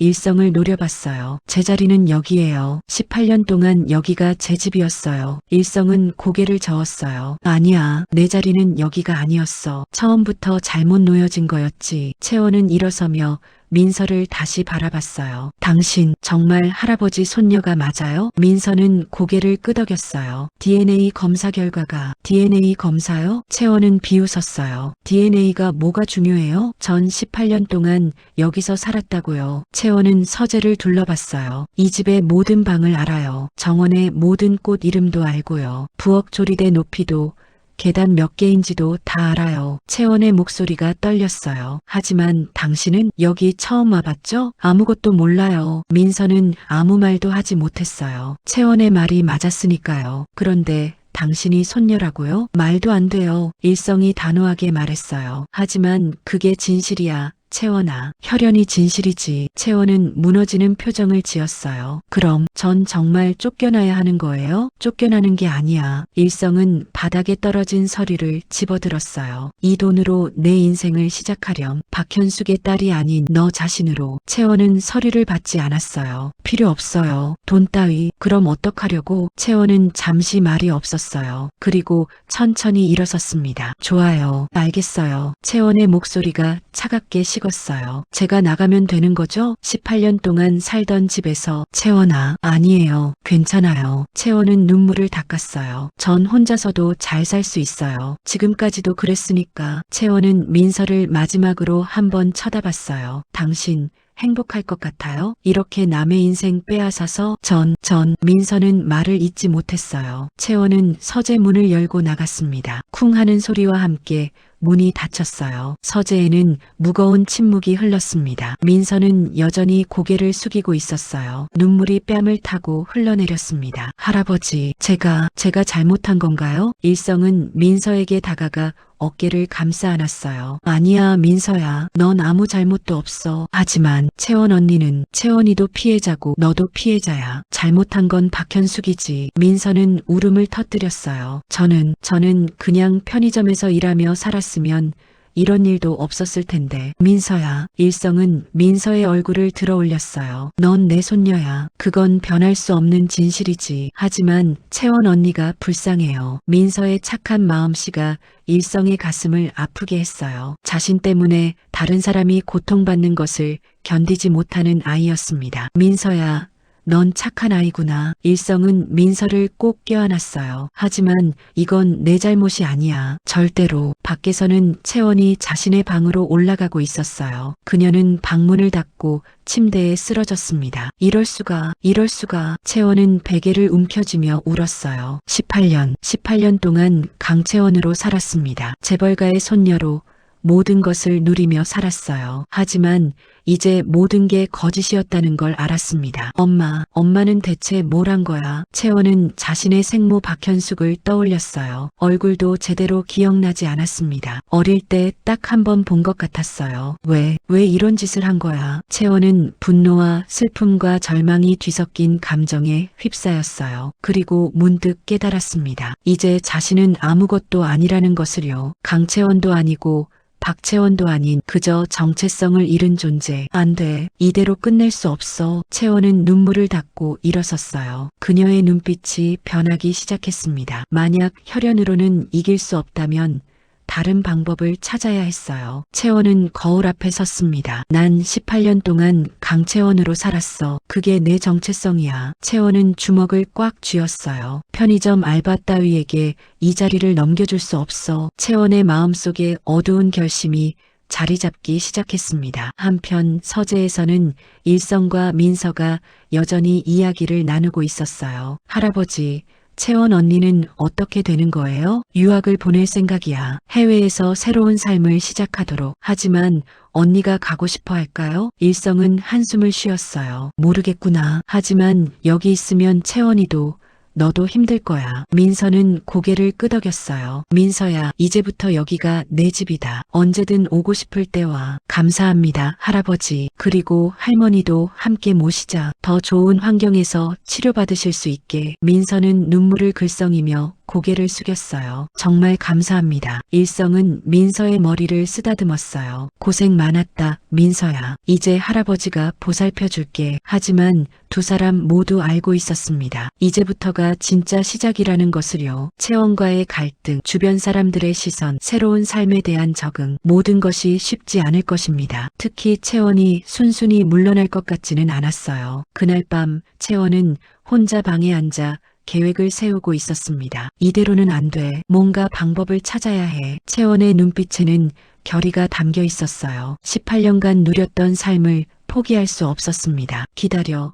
이민서, 이렇게 쉽게 끝나지 않을 거야. 폭풍 전야의 고요함이었습니다. 사흘 후, 민서는 작은 가방 하나만 들고 강일성의 저택에 도착했습니다. 할머니도 함께였어요. 일성이 보낸 차량이 두 사람을 모셔왔습니다. 민서야, 여긴 정말 크구나. 할머니는 거대한 저택을 보며 감탄했어요. 민서도 처음 봤을 때만큼이나 여전히 낯설었습니다. 현관에서 집사와 가정부들이 나와 맞이했어요. 어서 오십시오, 아가씨. 할머님, 집사가 공손하게 인사했습니다. 하지만 직원들의 표정은 미묘했어요. 어색함과 호기심이 섞여 있었습니다. 당연했죠. 18년 동안 채원을 모셔왔는데 갑자기 새로운 아가씨가 온 것이니까요. 일성이 현관으로 나왔습니다. 민서야, 할머님, 어서 오세요. 할아버지. 민서는 어색하게 인사했어요. 아직 할아버지라는 호칭이 낯설었습니다. 짐은 직원들이 옮겨드릴 겁니다. 일단 안으로 들어오세요. 일성은 두 사람을 거실로 안내했어요. 넓고 화려한 거실이었습니다. 천장이 높고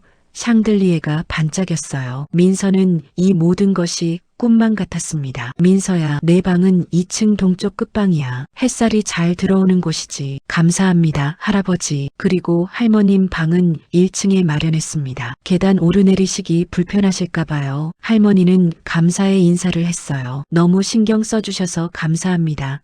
회장님, 아닙니다. 민서를 키워주신 은인이신데요. 바로 그때였습니다. 계단 위에서 인기척이 들렸어요. 채원이 내려오고 있었습니다. 그녀는 화려한 원피스를 입고 있었어요. 머리도 완벽하게 세팅했고 메이크업도 진했습니다. 마치 전쟁터에 나가는 것처럼 무장한 모습이었죠. 어머, 벌써 오셨네요. 채원의 목소리는 달콤했지만 눈빛은 차갑게 식어 있었어요. 민서는 채원을 보며 긴장했습니다. 안녕하세요. 안녕하세요. 채원은 민서 앞에 섰어요. 그리고 위아래로 훑어봤습니다. 민서는 평범한 청바지에 티셔츠를 입고 있었어요. 이게 전부예요? 짐이? 채원이 민서의 작은 가방을 가리키며 물었어요. 네, 저는 많이 없어서요. 그렇군요. 채원은 의미심장한 미소를 지었습니다. 그럼 옷 같은 건 어떡하시려고요? 여기는 드레스 코드가 있거든요. 채원아, 일성이 경고하는 목소리로 말했어요. 민서를 괴롭히지 마라. 괴롭히다니요. 그냥 궁금해서 물어본 거예요. 채원은 웃으며 말했지만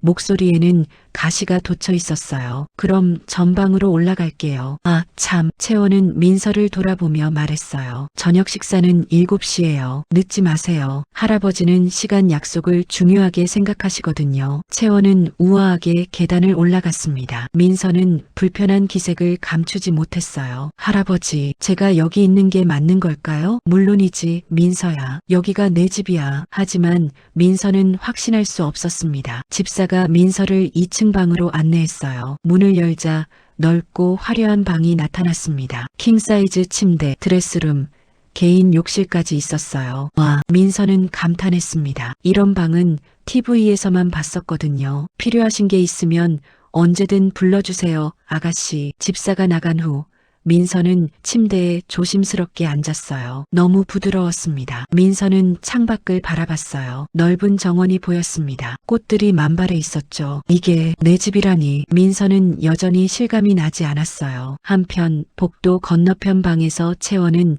창문을 통해 정원을 보고 있었습니다. 그녀의 방에서도 같은 정원이 보였어요. 18년 동안 내가 봐온 풍경인데. 채원은 주먹을 꽉 쥐었어요. 이대로 포기할 수 없어. 채원은 휴대폰을 꺼내 누군가에게 전화를 걸었습니다. 여보세요? 저예요. 채원, 부탁 하나만 들어줄래요? 저녁 7시가 되었습니다. 민서는 할머니와 함께 식당으로 내려갔어요. 큰 식탁에는 이미 음식들이 차려져 있었습니다. 일성이 상석에 앉아 있었고 채원은 그 옆자리에 앉아 있었어요. 민서야, 이리 와서 앉아라. 일성은 자신의 반대편 자리를 가리켰습니다. 민서와 할머니가 앉자 채원이 말했어요. 할아버지, 할머니까지 같이 식사하시는 건가요? 그래, 민서의 할머니시니까. 하지만 여긴 가족 식사 자리인데. 채원의 말투에는 불만이 묻어났어요. 일성은 단호하게 대답했습니다. 민서의 할머니는 우리 가족이야. 할머니는 불편한 기색을 보였어요. 회장님,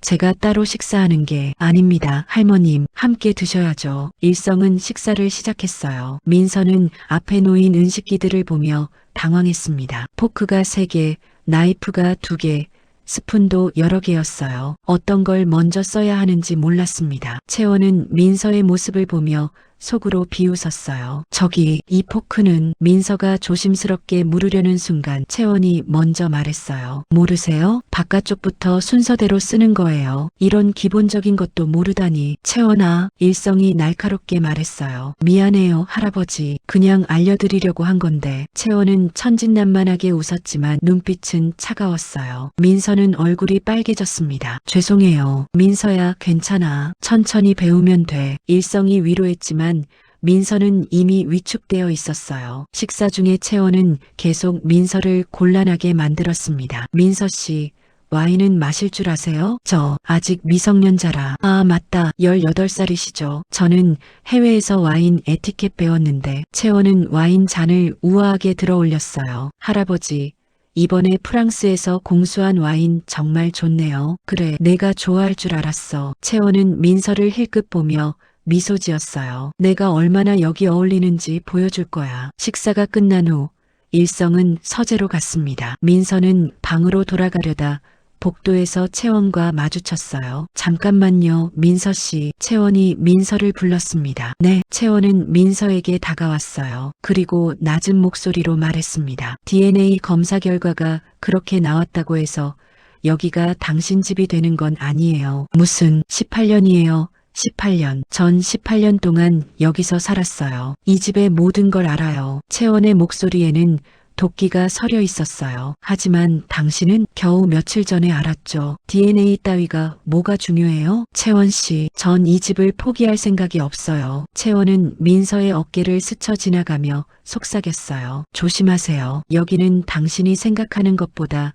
위험한 곳이니까. 채원은 자신의 방으로 들어갔습니다. 민서는 그 자리에 멍하니 서 있었어요. 두려움이 밀려왔습니다. 다음 날 아침 민서는 일찍 일어나 거실로 내려갔어요. 가정부들이 청소를 하고 있었습니다. 안녕하세요. 민서가 인사했지만 가정부들은 어색하게 대답했어요. 아, 네 아가씨. 제가 뭐 도와드릴까요? 아니에요. 아가씨께서 이런 일을 하시면 안 됩니다. 가정부가 황급히 말했어요. 민서는 어색하게 웃었습니다. 바로 그때 채원이 내려왔어요. 어머, 벌써 일어나셨네요. 편의점 알바 습관이 아직 남아 계신가 봐요. 가정부들 앞에서 노골적으로 무시하는 말투였습니다. 민서는 아무 대꾸도 하지 못했어요. 아, 맞다. 오늘 제 친구들이 놀러와요. 괜찮죠?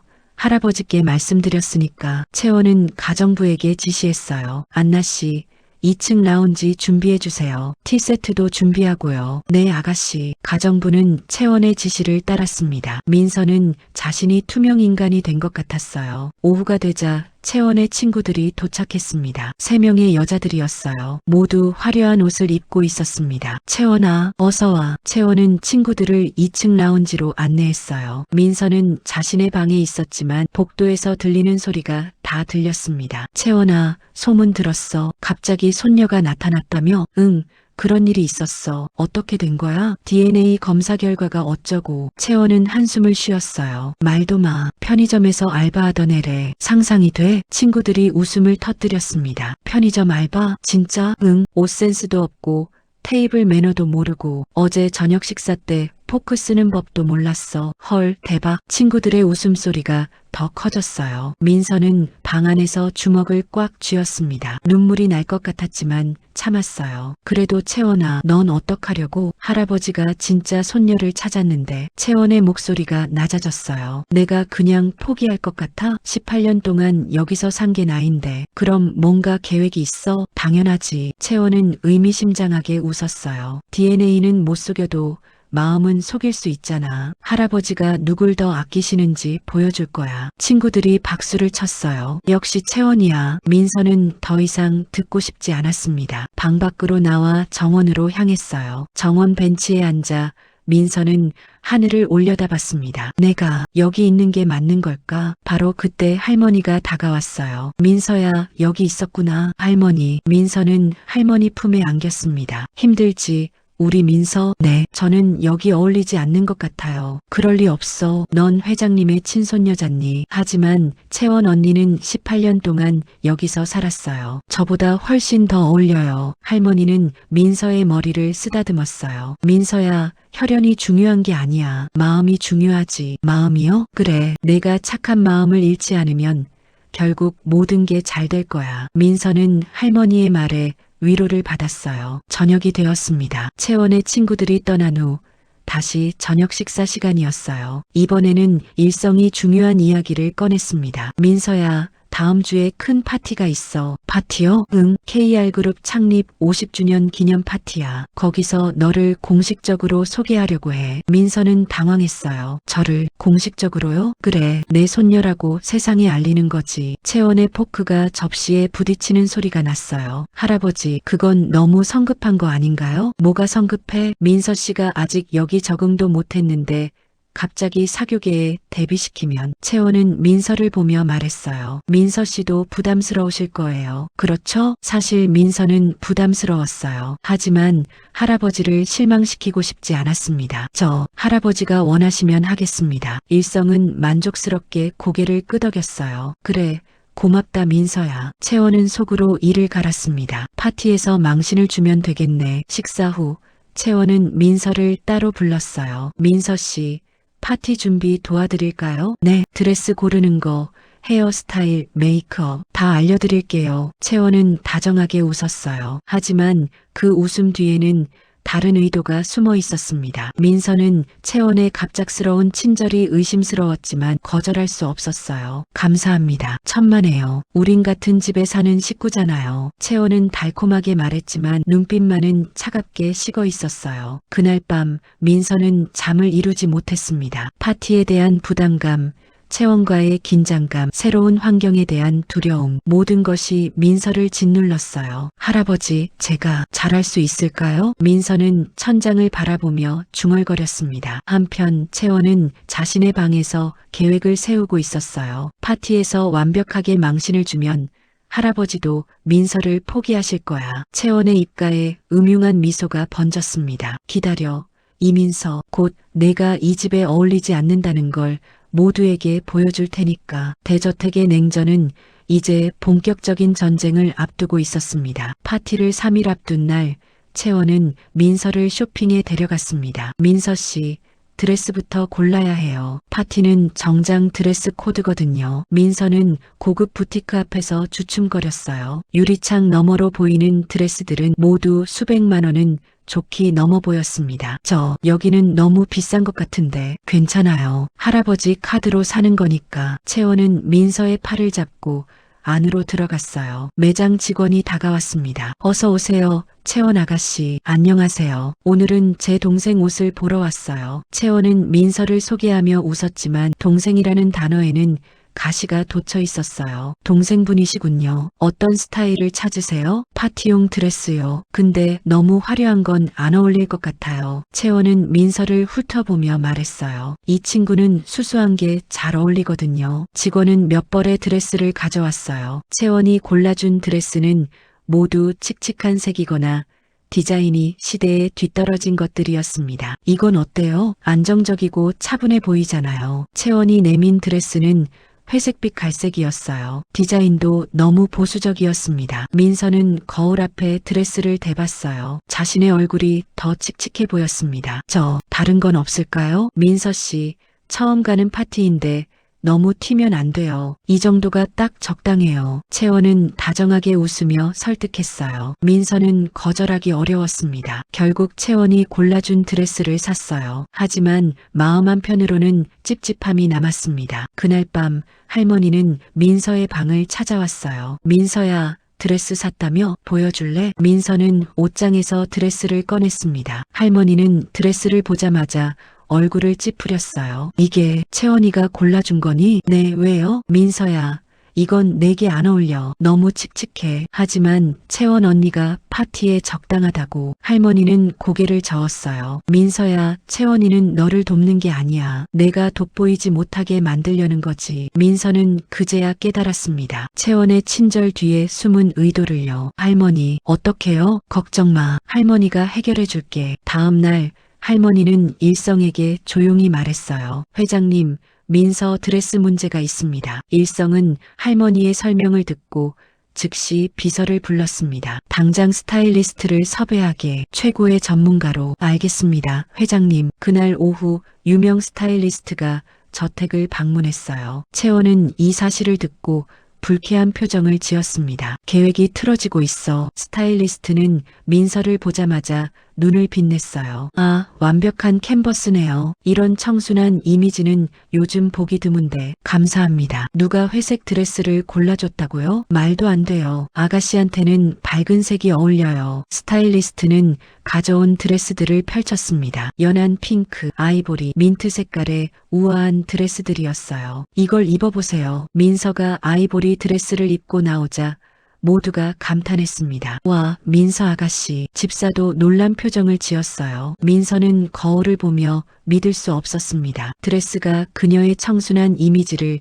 완벽하게 살려주고 있었어요. 이게 저예요? 네, 아가씨. 정말 아름다우세요. 일성이 들어왔습니다. 그는 민서를 보고 눈시울이 붉어졌어요. 민서야, 꼭 내 어머니 같구나. 할아버지, 며느리도 너만한 나이에 이렇게 아름다웠지. 일성은 민서의 손을 잡았어요. 파티에서 당당하게 내 모습을 보여주렴. 계단 위에서 이 광경을 지켜보던 채원의 얼굴이 일그러졌습니다. 안 돼. 이렇게 되면. 채원은 서둘러 자기 방으로 돌아갔어요. 그리고 휴대폰을 꺼내 누군가에게 메시지를 보냈습니다. 계획비로 가자. 파티 당일에. 드디어 파티 당일이 되었습니다. 그랜드 호텔 대연회장에는 수백 명의 하객들이 모였어요. 재벌, 정치인, 유명 인사들이 가득했습니다. 민서는 대기실에서 떨고 있었어요. 할머니, 저 못할 것 같아요. 괜찮아, 민서야. 내 할아버지가 옆에 계실 거야. 일성이 들어왔습니다. 민서야, 준비됐니? 할아버지, 저 너무 떨려요. 일성은 민서의 어깨를 다독였어요. 긴장하지 마라. 내가 내 손녀라는 사실만 발표하면 돼. 나머지는 내가 할게. 네. 그리고 민서야, 기억해라. 넌 아무것도 잘못하지 않았어. 당당하게 내 모습을 보이면 돼. 민서는 깊은 숨을 내쉬었어요. 연회장 문이 열렸습니다. 사회자의 목소리가 울려 퍼졌어요. KR그룹 강일성 회장님과 손녀 이민서 양이 입장하십니다. 민서는 일성의 팔을 잡고 천천히 걸어 들어갔어요. 수백 명의 시선이 일제히 민서에게 쏠렸습니다. 플래시가 터지고 웅성거리는 소리가 들렸어요. 저 아이가 새로 나타난 손녀래. 채원이는 어떻게 된 거야? DNA 검사 결과가 나왔다던데. 민서는 다리가 후들거렸지만 꾹 참았어요. 무대 위로 올라가자 일성이 마이크를 잡았습니다. 오늘 이 자리에 모인 여러분께 중요한 발표를 하려고 합니다. 연 회장이 조용해졌어요. 18년 전 저는 교통사고로 아들과 며느리를 잃었습니다. 그리고 손녀 하나만 남았죠. 일성은 잠시 말을 멈췄다가 계속했어요. 하지만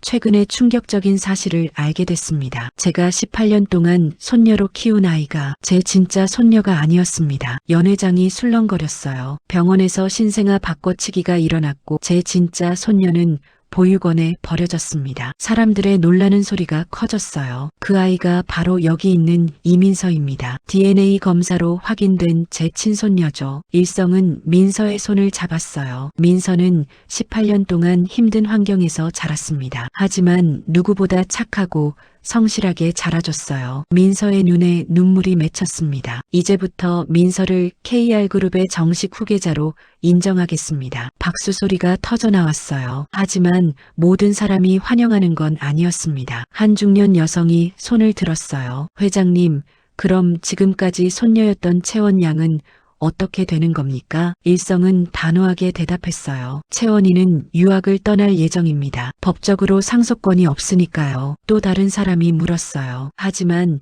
민서 양은 경영 교육을 받은 적이 없지 않습니까? 천천히 배워나갈 겁니다. 질문이 계속 쏟아졌어요. 민서는 점점 숨이 막히는 것 같았습니다. 바로 그때 연 회장 뒤에서 채원이 나타났어요. 그녀는 화려한 붉은 드레스를 입고 있었습니다. 할아버지, 채원의 목소리가 울려 퍼졌어요. 모든 사람이 채원을 돌아봤습니다. 채원아, 일성은 놀란 표정을 지었어요. 채원은 무대로 걸어왔습니다. 할아버지, 제가 한 말씀만 드려도 될까요? 채원아, 지금은 제발요 할아버지, 18년 동안 손녀로 산 제가 마지막으로 드리는 부탁이에요. 일성은 잠시 망설이다 고개를 끄덕였어요. 채원은 마이크를 받았습니다. 민서는 긴장했어요. 채원이 무슨 말을 할지 알 수 없었으니까요. 여러분, 저는 강채원입니다. 아니, 박채원이죠. 채원의 목소리가 떨렸어요. 18년 동안 저는 강일성 회장님의 손녀로 살았습니다. 하지만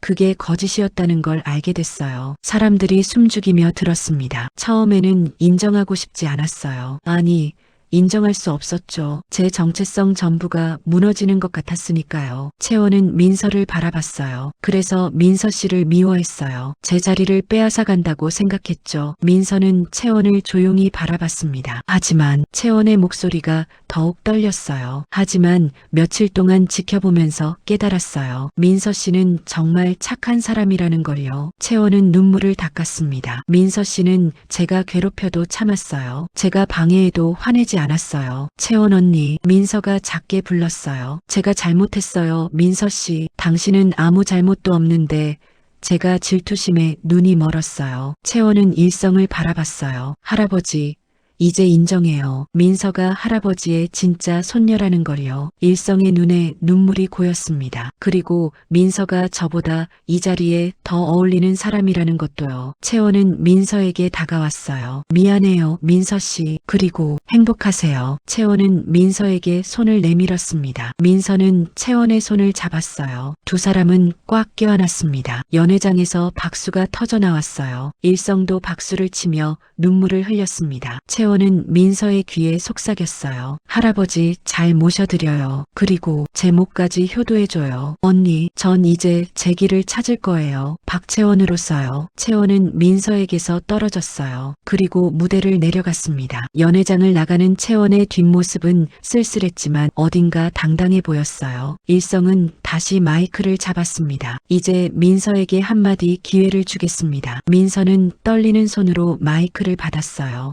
저는 이민서입니다. 민서의 목소리가 울렸어요. 18년 동안 저는 부모님이 누군지 몰랐어요. 보육원에서 자라고 편의점에서 일하며 할머니를 돌봤죠. 민서는 깊은 숨을 내쉬었어요. 솔직히 여기 오는 게 두려웠어요. 제가 여기 어울리지 않는다는 걸 알았으니까요. 사람들이 조용히 들었습니다. 하지만 할아버지께서 저를 받아주셨어요. 그게 얼마나 큰 용기였는지 알아요. 민서는 일성을 바라봤어요. 할아버지, 감사합니다. 저를 찾아주셔서요. 일성은 고개를 끄덕였어요. 그리고 채원 언니에게도 감사해요. 마지막에 용기 내서 진실을 말해줘서요. 민서는 연회장을 둘러봤습니다. 저는 아직 많이 부족해요. 배울 것도 많고요. 하지만 열심히 노력하겠습니다. 민서의 진심 어린 목소리가 사람들의 마음을 움직였어요. 할아버지를 실망시키지 않도록, 그리고 저를 믿어주시는 모든 분들께 보답할 수 있도록요. 박수 소리가 다시 터져나왔습니다. 이번에는 진심 어린 박수였어요. 파티가 끝난 후 일성과 민서는 조용히 대기실에 앉아 있었어요. 민서야, 오늘 정말 잘했다. 감사합니다, 할아버지. 채원이는 결국 좋은 선택을 했구나. 네, 언니는 강한 사람이에요. 일성은 창밖을 바라봤어요. 민서야, 이제 시작이야. 앞으로 더 힘든 일들이 있을 거다. 알아요, 할아버지. 하지만 할아버지가 옆에 있을 거야. 항상. 민서는 할아버지의 손을 꽉 잡았어요. 네, 할아버지. 저도 할아버지 곁에 있을게요. 그날 밤 채원은 짐을 싸고 있었습니다. 내일 아침 비행기로 유학을 떠날 예정이었어요. 문을 두드리는 소리가 났습니다. 들어오세요. 일성이 들어왔어요. 짐 다 쌌니? 네, 할아버지. 일성은 채원에게 다가갔습니다. 채원아, 오늘 용기 있는 선택을 했구나. 할아버지, 18년 동안 너를 키웠어. 그 시간이 거짓은 아니었단다. 일성의 눈에 눈물이 맺혔어요. 할아버지도 저를 사랑하셨나요? 물론이지. 지금도 그래. 채원은 할아버지 품에 안겼습니다. 미안해요, 할아버지. 제가 못된 짓을 많이 했죠. 아니야. 넌 상처받은 아이였을 뿐이야. 두 사람은 한참을 껴안고 있었어요. 해외에서 잘 지내렴. 그리고 내 진짜 인생을 찾아. 네, 할아버지. 그리고 민서 잘 부탁드려요. 그래, 걱정 마라. 다음 날 아침 채원은 저택을 떠났습니다. 민서와 일성 할머니가 배웅을 나왔어요. 잘 다녀와, 언니. 민서가 말했어요. 채원은 민서를 껴안았습니다. 너도 잘 지내. 그리고 행복해. 언니도요. 차가 출발했어요. 채원은 뒤를 돌아보며 손을 흔들었습니다. 그리고 차가 대문을 벗어나자 채원은 앞만 바라봤어요. 이제 시작이야, 박채원. 내 인생을. 채원의 눈빛에는 새로운 결의가 담겨 있었습니다. 3년이 흘렀습니다. 강남의 높은 빌딩 최상층 KR그룹 회장실, 넓은 창문 너머로 서울 시내가 한눈에 내려다 보였어요. 책상 앞에는 21살이 된 민서가 앉아 있었습니다. 그녀는 더 이상 편의점 알바생이 아니었어요. 단정한 정장을 입고 자신감 넘치는 표정으로 서류를 검토하고 있었습니다. 이민서 부회장님, 오전 회의 준비됐습니다. 비서가 노크를 하고 들어왔어요. 알겠습니다. 금방 갈게요. 민서는 서류를 정리하며 일어섰습니다. 3년 전만 해도 상상도 못했던 일이었죠. 하지만 민서는 3년 동안 누구보다 열심히 공부했어요. 경영학, 회계, 마케팅, 리더십. 낮에는 대학에서 경영학을 배우고 밤에는 회사 업무를 익혔습니다. 처음에는 실수도 많았어요. 회의에서 긴장해서 말을 더듬기도 했고 어려운 결정 앞에서 망설이기도 했죠. 하지만 일성이 늘 옆에서 지켜봤습니다. 민서야, 실수해도 괜찮아. 그게 배우는 과정이니까. 할아버지의 격려 덕분에 민서는 조금씩 성장할 수 있었어요. 그리고 3년이 지난 지금 민서는 KR그룹의 실질적인 부회장이 되었습니다. 회의실로 들어가자 임원들이 모두 일어나 인사했어요. 부회장님, 안녕하십니까? 3년 전만 해도 민서를 의심하던 사람들이었지만 이제는 진심으로 존경하고 있었습니다. 앉으세요. 오늘 안건부터 시작하겠습니다. 민서는 침착하게 회의를 진행했어요. 신규 사업 계획, 투자 검토, 인사 문제까지 모든 것을 명확하게 판단하고 결정했습니다. 좋습니다. 신규 사업은 승인하되 리스크 관리팀을 추가로 배치하세요. 알겠습니다. 부회장님. 회의가 끝난 후 민서는 회장실로 향했어요. 일성이 소파에 앉아 신문을 읽고 있었습니다. 3년 사이 할아버지도 많이 나이 드셨어요. 머리는 더 휘어졌고 주름도 깊어졌습니다. 하지만 손녀를 볼 때마다 환하게 웃는 모습은 변하지 않았어요. 할아버지, 회의 잘 마쳤어요. 그래, 우리 민서 어땠어? 신규 사업 승인했어요. 할아버지 말씀대로 리스크 관리도 강화했고요. 일성은 만족스럽게 고개를 끄덕였어요. 잘했어. 3년 전만 해도 포크 쓰는 법도 몰랐던 아이가 이제는 이렇게 훌륭한 경영자가 됐구나. 민서는 부끄럽게 웃었어요. 할아버지 덕분이죠. 아니야, 내 노력 덕분이지. 일성은 민서의 손을 잡았습니다. 정말 자랑스럽다, 민서야. 그날 저녁 민서는 저택으로 돌아왔어요. 현관문을 열자 익숙한 냄새가 코끝을 자극했습니다. 된장찌개 냄새였어요. 할머니, 다녀왔어요. 민서는 부엌으로 달려갔습니다. 할머니가 앞치마를 두르고 요리를 하고 계셨어요. 3년 전만 해도 할머니는 당뇨 합병증으로 고생하셨지만 지금은 많이 좋아지셨습니다. 일성이 최고의 의료진을 붙여줬고 꾸준한 치료 덕분에 건강을 많이 회복하셨거든요. 어서 와, 우리 민서. 오늘도 고생 많았지? 할머니, 제가 도와드릴게요. 아니야, 할머니가 다 할 수 있어. 할머니는 환하게 웃으셨어요. 예전에는 어지러워서 쓰러지시기도 했지만 지금은 혼자서도 잘 움직이셨습니다. 오늘 회장님은 언제 오신대? 곧 오실 거예요. 오늘 우리 집에서 저녁 드신대요. 그래, 그럼 열심히 준비해야겠네. 민서는 식탁을 차리며 할머니를 도왔어요. 3년이 지났지만 여전히 할머니와 함께하는 시간이 가장 행복했습니다. 저녁 7시 일성이 도착했어요. 할머님, 오늘도 요리하셨네요. 회장님, 어서 오세요. 오늘은 회장님 좋아하시는 된장찌개 끓였어요. 고맙습니다. 세 사람은 식탁에 둘러앉았어요. 따뜻한 저녁 식사가 시작됐습니다. 민서야, 내일 일정 확인했니? 네, 할아버지. 내일은 해외 투자자 미팅이 있어요. 긴장되겠구나. 괜찮아요. 제가 열심히 준비했어요. 일성은 흐뭇하게 웃었어요. 식사 중에 민서의 휴대폰이 울렸습니다. 해외 번호였어요. 누구지? 민서는 전화를 받았습니다. 여보세요? 민서야, 나야. 채원이. 민서는 깜짝 놀랐어요. 언니 목소리 오랜만이에요. 일성과 할머니도 관심 있게 쳐다봤어요. 잘 지내고 있어? 나 호주에서 잘 지내고 있어. 언니, 정말 반가워요. 어떻게 지내세요? 채원의 목소리는 밝았어요. 나 지금 카페 운영하고 있어. 작지만 내 가게야. 그리고 대학도 다니고. 와, 대단해요, 언니. 너 덕분이야. 아니, 할아버지 덕분이지. 유학 자금으로 새 시작할 수 있었어. 채원의 목소리에는 감사함이 묻어났어요. 그리고 민서야, 미안했어. 3년 전에 너한테 못되게 굴었잖아. 괜찮아요, 언니. 다 지난 일이에요. 고마워. 그리고 너 정말 잘하고 있다며? 뉴스에서 봤어. 민서는 부끄럽게 웃었어요. 그냥 열심히 하는 거예요. 자랑스러워. 진심이야. 할아버지 옆에서 잘 모셔드려. 네. 언니도 건강하세요. 응, 조만간 한국 갈 거야. 그때 보자. 네. 꼭 연락 주세요. 전화를 끊은 민서는 환하게 웃었어요. 할아버지, 채원 언니가 잘 지내고 있대요. 그래, 다행이구나. 일성도 안도의 표정을 지었어요. 카페도 운영하고 대학도 다닌대요. 채원이는 강한 아이니까 잘 해낼 거야. 세 사람은 다시 따뜻한 저녁 식사를 이어갔어요. 식사 후 민서는 자신의 방으로 올라갔습니다. 책상 위에는 3년 전 그날 목에 걸고 있던 목걸이가 놓여 있었어요. 민서는 목걸이를 들어 올렸습니다. 은재 펜던트에는 여전히 초음파 사진과 날짜가 새겨져 있었어요. 진우수아의 기적 2006.5 3. 민서는 목걸이를 가슴에 꼭 안았습니다. 엄마, 아빠, 저 잘 지내고 있어요. 민서는 눈을 감았어요. 만나보지 못한 부모님이었지만 이 목걸이를 통해 사랑을 느낄 수 있었습니다. 할아버지 말씀으로는 엄마가 저랑 비슷하게 생겼대요. 아빠는 정말 착한 분이셨고요. 민서는 목걸이를 목에 걸었어요. 저 엄마 아빠 자랑스러운 딸이 될게요. 약속해요. 바로 그때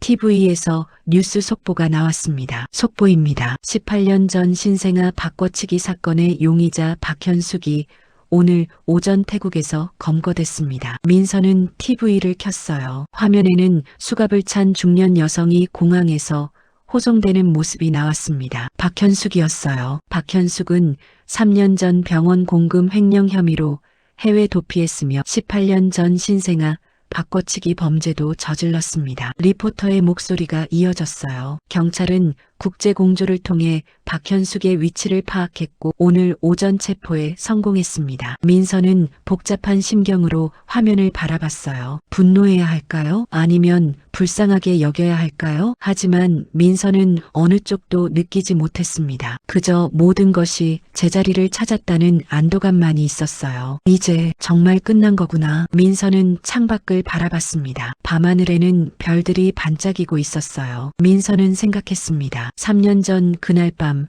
편의점에서 퇴근하던 자신을요. 사고를 당하고 회장을 만나고 목걸이를 발견하고 모든 것이 운명처럼 느껴졌어요. 만약 그날 사고가 없었다면 민서는 상상해봤습니다. 아마 지금도 편의점에서 일하고 있었을 거예요. 할머니 병원비를 벌기 위해 밤낮으로 일하고 있었겠죠. 하지만 사고가 일어났고 운명이 바뀌었습니다. 감사해요. 모든 것에. 민서는 손을 모았어요. 다음 날 아침 KR그룹 본사. 민서는 임원들과 함께 신규 프로젝트 보고를 받고 있었어요. 부회장님, 이번 분기 실적이 목표치를 20% 초과 달성했습니다. 좋습니다. 모두 수고 많으셨어요. 민서는 자신감 있게 회의를 이끌었어요. 회의가 끝난 후 일성이 민서를 불렀습니다. 민서야, 잠깐 시간 있니? 네, 할아버지. 일성은 민서를 회장실 소파에 앉혔어요. 민서야, 3년이 지났구나. 네,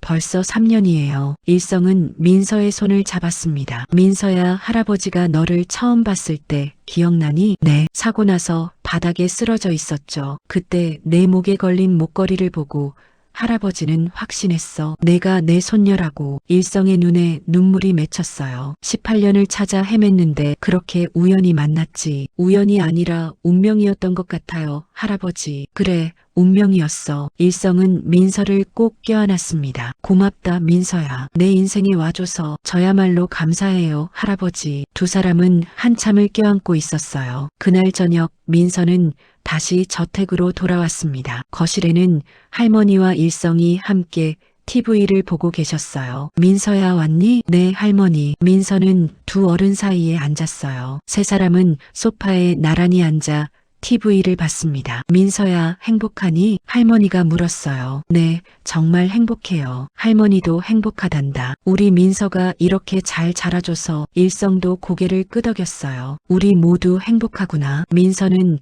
두 어른의 손을 하나씩 잡았습니다. 할아버지, 할머니 사랑해요. 우리도 사랑한다, 민서야. 그 순간 민서는 깨달았어요. 가족이란 혈연만으로 만들어지는 게 아니라는 것을요. 함께 웃고 함께 울고 함께 시간을 보내며 만들어지는 거라는 것을요. 할머니는 혈연은 아니지만 민서에게 가장 소중한 가족이었습니다. 할아버지는 18년을 떨어져 있었지만 이제는 가장 가까운 가족이 되었어요. 그리고 채원 언니도 비록 멀리 있지만 여전히 소중한 인연이었습니다. 민서야, 내일 뭐하니? 일성이 물었어요. 내일은 신규 사업 착수식이 있어요. 그래, 할아버지도 갈게. 정말요? 감사합니다. 세 사람은 행복하게 웃었어요. 민서는 생각했습니다. 3년 전 그날 편의점에서 퇴근하며 스쿠터를 타던 자신을요. 그때는 몰랐습니다. 그날이 인생의 전환점이 될 줄은요. 한 번의 사고가 18년간 숨겨진 비밀을 밝히고 잃어버린 가족을 되찾게 해줄 줄은요. 정말 기적이었어. 민서는 목걸이를 만지작거렸습니다. 이 작은 목걸이 하나가 모든 것을 바꿨어요. 그리고 민서는 알고 있었습니다. 이제부터가 진짜 시작이라는 것을요. 할아버지를 모시고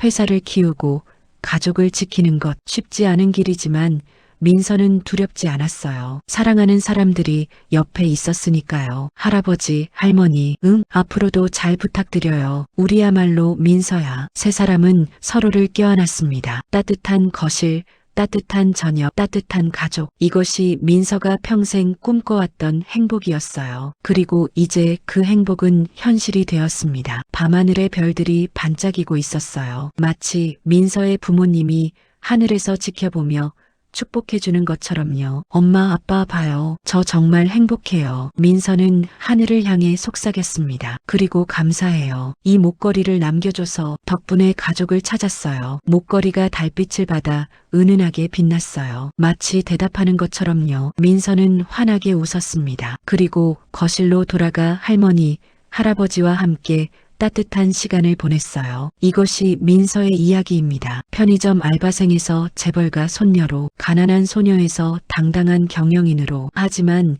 가장 중요한 것은 민서가 여전히 착한 마음을 잃지 않았다는 것이었어요. 그리고 그 착한 마음 덕분에 모든 사람의 사랑을 받을 수 있었습니다. 오늘의 이야기가 여러분의 마음에 작은 울림을 주었다면 구독과 좋아요 버튼을 눌러주세요. 그리고 민서처럼 힘든 상황 속에서도 희망을 잃지 않는 모든 분들을 응원합니다. 여러분도 언젠가 민서처럼 기적 같은 순간을 만나실 거예요. 어디서 이 이야기를 듣고 계신지 댓글로 남겨주세요. 그곳으로 행운과 축복이 가득하기를 바라겠습니다. 시청해주셔서 감사합니다. 여러분의 오늘도 내일도 행복하시길 바랍니다.